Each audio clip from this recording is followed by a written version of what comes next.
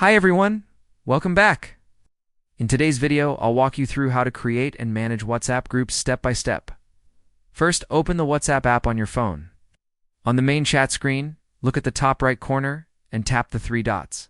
If you're on Android, or tap the new chat icon on iPhone. From the menu, select New Group Now. Choose the contacts you want to add to your group.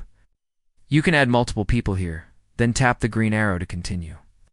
After that, type in a group name. This will be the name everyone sees. You can also set a group photo by tapping the camera icon. Finally, tap Create, and your WhatsApp group is ready. Once the group is created, let's talk about management.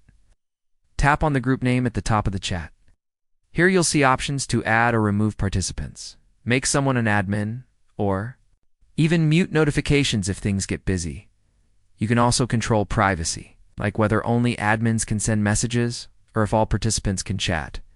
This is especially useful for announcements or community updates. And if you ever need to leave the group or delete it, scroll down and you'll see the option to exit group. That's it. You now know how to create and manage WhatsApp groups with ease. For more tutorials just like this one, don't forget to stay tuned.